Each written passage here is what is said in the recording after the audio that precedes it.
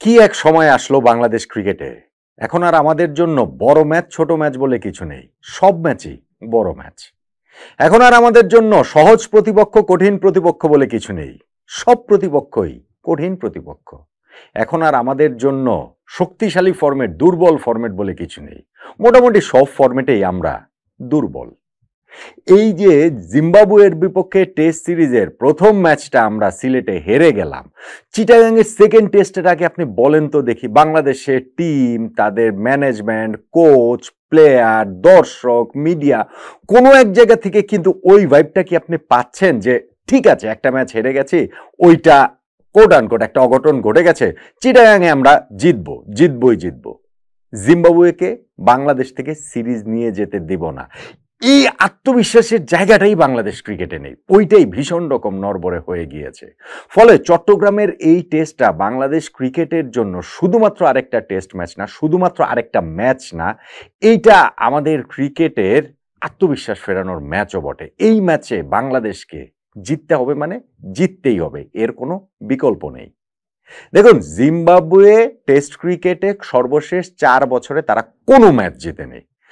এই সময় তারা যে 10টা টেস্ট ম্যাচ খেলেছে তার মধ্যে 8টা ম্যাচ তারা হেরে গিয়েছে।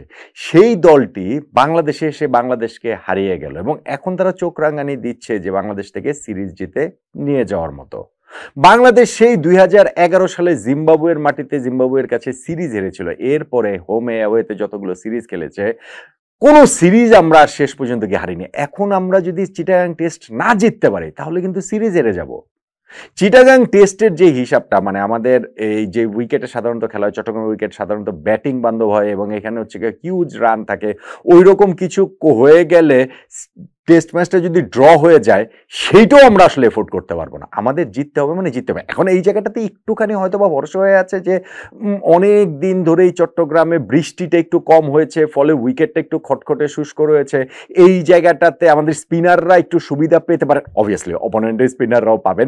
সো টেস্ট ম্যাচটা ওই রকম একেবারে রান প্রসবা যে উইকেটে খেলা হবে সেটা নাও হতে পারে এবং সেই রেজাল্ট ওরিয়েন্টেড উইকেটে বাংলাদেশের একাদশ নির্বাচনটাও গুরুত্বপূর্ণ, ভীষণ রকম গুরুত্বপূর্ণ। একাদশে আমি তো দেখতে পাচ্ছি অন্তত পক্ষে 3টা চেঞ্জ হচ্ছে সেটা স্ট্র্যাটেজিক জায়গা থেকে এবং অবভিয়াসলি পার্সোনাল জায়গা থেকেও তো বটে।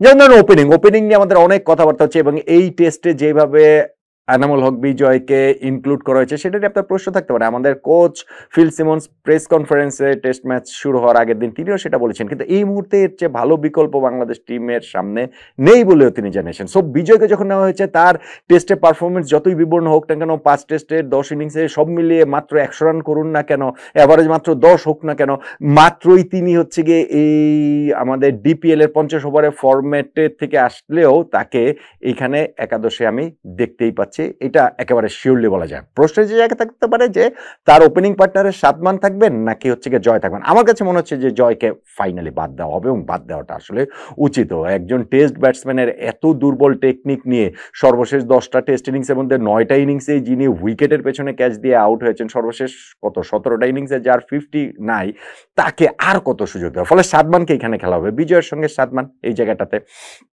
তারপরে হচ্ছে গিয়ে মমিনুল হক, নাজমুল হোসেন শান্ত, আমাদের ক্যাপ্টেন মুশফিকুর রহিম বিরাট বড় আমাদের দুশ্চিন্তা জানাক, কিন্তু একাদশে তিনি থাকবেন কি থাকবেন না এটা এখনো প্রশ্নের জায়গা না, মানে বিরাট বড় প্রশ্ন না, আমি বলছি খুব একটা প্রশ্নেরও জায়গা না, কিন্তু মুশফিককে রানে ফিরতে হবে। সর্বশেষ 6 টেস্টের 12 ইনিংসে তার 15, তার এই দীর্ঘ টেস্ট ক্যারিয়ারে 95টা টেস্ট তিনি খেলেছেন। এইরকম দুঃসময়, প্রলম্বিত দুঃসময় মুশফিকের ক্যারিয়ারে আর আসেনি, ফলে তাকে রানে ফিরতে হবে। একাদশে জায়গা নিয়ে প্রশ্ন নেই। জাকির আলী অনেক, তিনি তো রানের মধ্যেই রয়েছেন, 6 নম্বরে তিনি ধরেন হচ্ছে গিয়ে খেলবেন। এখন এই পর্যন্ত পরে গিয়ে আমি বলছি স্ট্র্যাটেজিক জায়গা থেকে চেঞ্জ, সেটা কি? সেটা হচ্ছে গিয়ে আমরা সিলেটে প্রথম টেস্টে 3 জন পেসার 2 জন স্পিনার নিয়ে খেলেছি। চট্টগ্রামে এভরি পসিবিলিটিস রয়েছে যে এইখানে আমরা 3 জন স্পিনার এবং 2 জন পেস বোলার নিয়ে খেলাবো। আমাদের কোচ সিমন্সও সেটা বলেছেন যে 2টা স্ট্র্যাটেজি হতে পারে, সেটা আমরা ম্যাচের দিন দেখবো।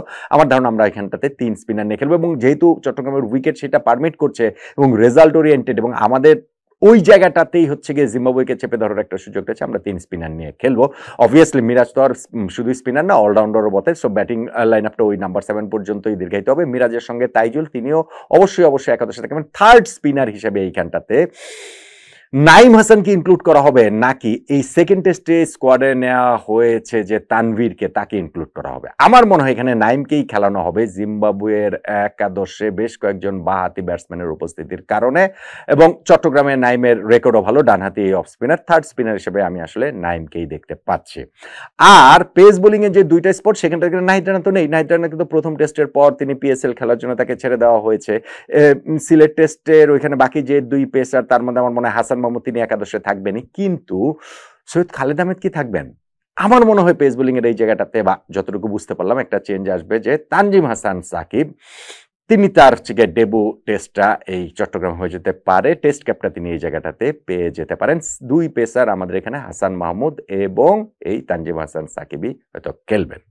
তাহলে চট্টগ্রাম টেস্টে, যেই টেস্ট বাংলাদেশের জিততেই হবে, সিরিজ জয়ের আশাটা শেষ, কিন্তু সিরিজ না হারাটা নিশ্চিত করার জন্য হলেও যেটা আসলে জিততে হবে, সেইখানটাতে বাংলাদেশের সম্ভাব্য যে একাদশ নিয়ে আমরা মাঠে নামতে পারি ওইটা অনেকটা এইরকম। সাদমান ইসলাম